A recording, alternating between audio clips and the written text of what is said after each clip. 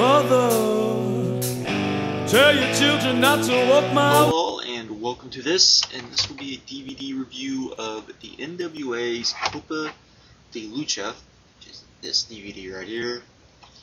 It's their first DVD release from Big Vision Entertainment. They signed a DVD deal with them earlier this year. I believe maybe it was last year that they signed it, but this is the first release. It is a bargain DVD. You can get it for about $10, depending on where you want to go to get it. I'll get more into that later. First, well, let's just go through some stuff since this is the first DVD of theirs we've seen. The Copa de Lucha part was basically, it seemed like, I don't know if this is the truth or not, I'm sure someone out there can tell me, but was taped for TV, probably for their TV deal that they had last year. It was taped kind of, you know, similar to like Clash of the Champions type thing, so it was like a 2-hour deal.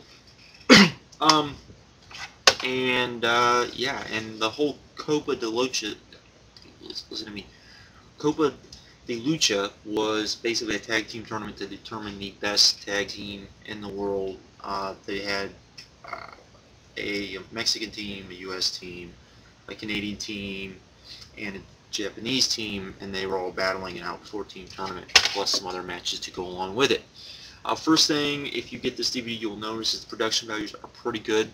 The only bad thing from the production value standpoint I can see is the sound during the matches. They did, I wouldn't say they mic'd the mats very well or anything around the ringside very well. So that's the only thing I would say. You can't really hear what the wrestlers are saying. So that part of it would be the only part of it. Other than the video is very good.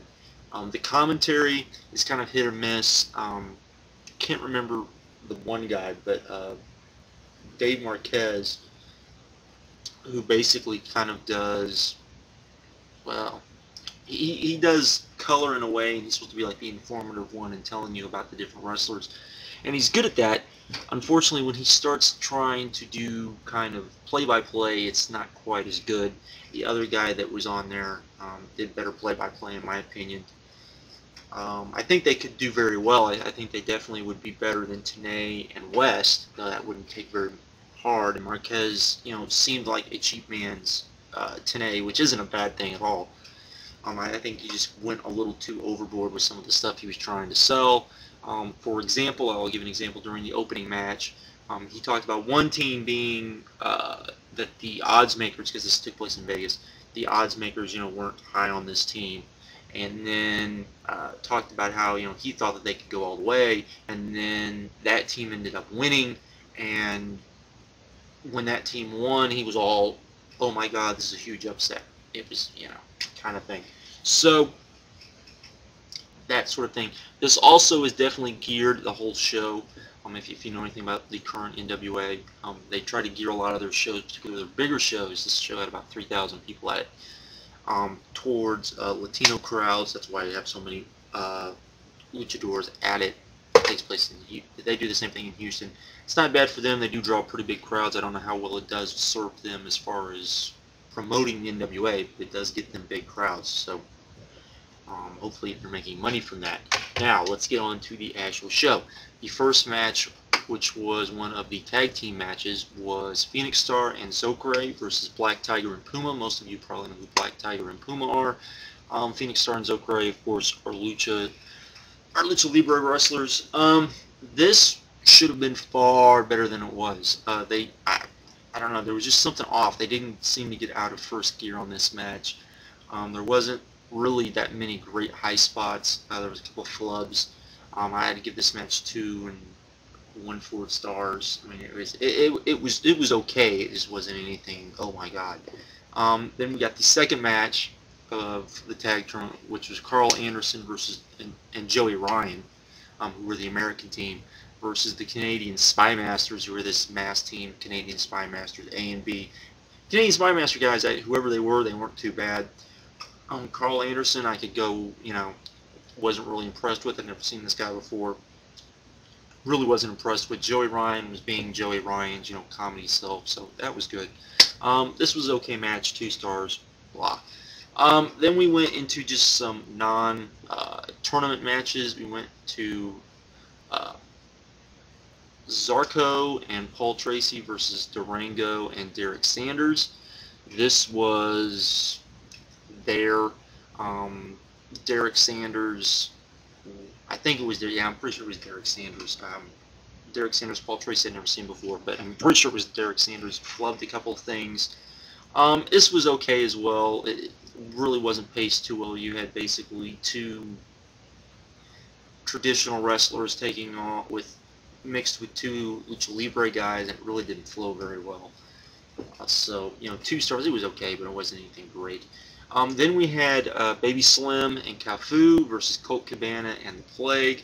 Never seen the Plague before, never seen KAFU before. I've seen Baby Slim before. He's okay power guy. Of course, most people know who COLT, CABANA is. KAFU was more of a comedy act. Big power, I think George Animal Steel type guy, and unfortunately there wasn't enough KAFU and COLT, CABANA to kind of save this match. This was probably the worst match on here. 1 1/4 star for effort alone. Then we went to Rocky Romero versus Shane Waltman. These guys just didn't get enough time, in my opinion, but they still had a pretty good match. It was actually, I would say, up to this point, the fastest paced match, and had a lot of good action in it for the time they were given. 2 1/2 stars for that. Then I'm gonna skip to the this next match was a added bonus match on the DVD, which was Konnan and Human Tornado versus Aaron Aguilera and ALKATRAZZ. Konnan was hurt. You could definitely see he was hurt. So it's basically Human Tornado taking on Aguilera and ALKATRAZZ. And while I like Human Tornado, he does not have the talent to carry either of those 2 guys. You know, this was 1 3/4 stars. It just, if Konnan could have done more, this probably would have been a 2-star match, but he couldn't do very much in this match. So there you go. Then we got to the finals of the Copa de Lucha tournament. The match itself was played out pretty well. The end really saved this for me. Completely honest, it kind of lagged at the start. They were doing some storyline stuff to try to get the fans. It was pretty indie type thing, but not too bad. And I give this 2 1/2 stars. Then we got Frankie Kazarian versus Adam Pearce. I'm not the biggest Adam Pearce guy in the world, but Frankie Kazarian did carry him to a good match, in my opinion. This was a good 3-star match, solely on, well, I shouldn't say solely on Frankie Kazarian, but Kazarian did a really good job. Adam Pearce did what Adam Pearce can do. Played the old school heel perfectly, and did very well with that. Then we got to the main event, which of the night when this took place back in 2006, because this is when this actually took place. This is another added bonus match on the DVD that's listed as a bonus match on the DVD, which is a traditional Mexican 2 out of 3 falls match, which is Del Santo and Rey Mysterio Sr. versus LA Park, Super Parka, and Phobia. This was more of a Legends match. They advertised this as a Legends match. This was really good. This was fun, and I definitely give this 3 stars just because these guys went out there and busted their tails. I think some of the other matches were booked in a way so that these guys would look better as the main event of the evening. That's why I put this as the last one on here. But I don't have any problem with that. This was a fun match, and definitely I popped for a couple of the spots, for more than a few spots. So there you go.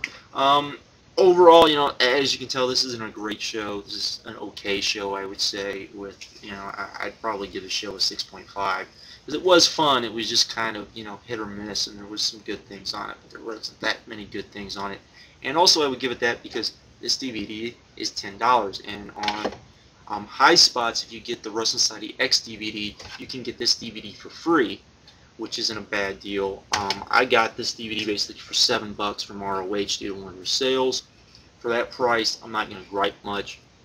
I did think this was okay. I think it was a good starting point for the NWA. If I was the NWA, though, one thing I would gripe about to Big Vision Entertainment is there definitely needs to be match listings on the back of the DVD. But that's it. That's a small gripe, and that's it. I'm out.